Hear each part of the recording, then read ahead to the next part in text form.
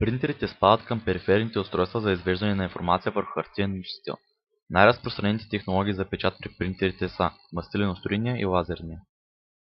Мастилено-струен принтер. Основните компоненти на един мастилено-струен принтер са следните. Тавата за хартия. Повечето мастилено-струйни принтери имат тава, в която зареждаме хартията. Печатащата глава, която е основа на един мастилено-струен принтер.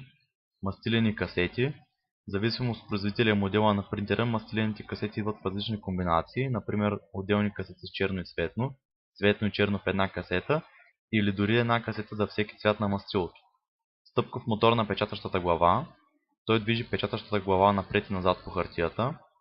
Ремък използва се за закрепване на устройството на печатащата глава на стъпковия мотор. Стабилизатор на лента. Печатащата глава използва стабилизатор на лента, за да се гарантира, че движението е точно и контролирано. И последният компонент са ролките. Те служат за издърпване на хартията от тавата и преместването й през принтера. Принципа на работа на мастилено-струйният принтер е следната. Типичният мастилено-струен принтер получава контролна информация от драйвера на нашия принтер-компютър или може да обработва разпечатката в своята бордова електроника. И в двата случая ролките придвижват страницата от тавата за хартия под плъзгащият се печатащ механизъм.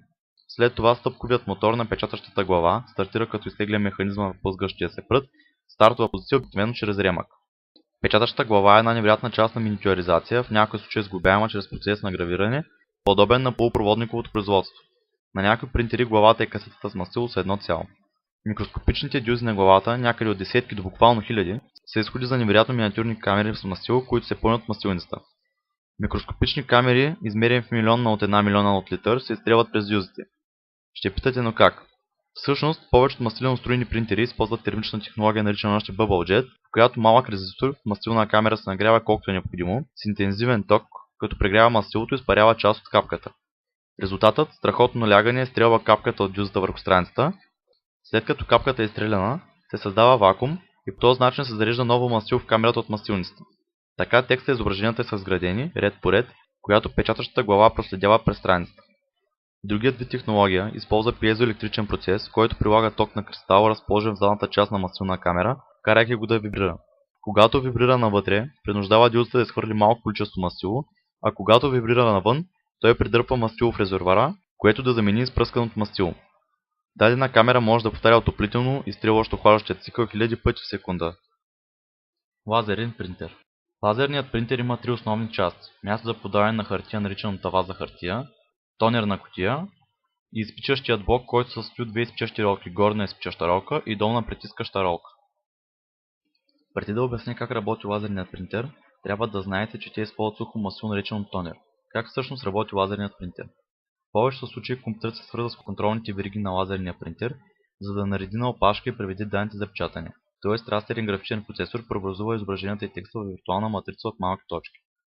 Главният извършител всъщност обаче е фоточувствителният барабан, който е специално покрит цилиндър, получаващ положителен или отрицателен заряд от зареждащата секция, някои принтери се нарича корона. Лазерният лъч, който бързо се включва и изключва, се отклонява от въртящата се шестоъгълна призма и сканира заредения барабан хоризонтално в прецизни линии. Когато лъчът освети барабана, той разрежда малки части от него, съответстващи на точки, които трябва да бъдат отпечатани в черно по-късно. След като лазера сканира реда, стъпковият двигател придвижва барабана и лазера повторя всички процеси ослепително бързо, разбира се. След това, частиците на барабана, достигнати от лазера, се натъкват на магнитната ролка, която е покрита с заредени частици тонер от тонер бункера, който е част от тонерната кутия. Заредените частици тонер полепват по местата на барабана, които са разредени, възпроизвеждайки снимките и текста. Междувременно, ремък или ролков механизъм издърпват хартията от тавата за хартия, при трансферната ролка или зареждащата жица, която подава заряд положителен на тонера на хартията. Когато листа хартия достигне барабана, се извършва отделение на полепналите тонерни частици по повърхността на барабана върху хартияния лист. Почистващ нож след това почиства повърхността на барабана от неотделените тонерни частици и процесът продължава спокойно кръговратно движение. Цветните лазери работят по същия начин, но хартията може да изиска 4 преминавания на барабана за 4 цвята тонер. Алтернативно, принтерът може да прехвърли всеки цвят на междинен ремък, преди да се пренесе на хартия или да употребява 4 барабанно-тонерни механизма. Накрая страница с полепналия тонер достига изпичащия блок, той разтопява тонера, който съдържа смоли и понякога восък на страницата. Така страницата е готова.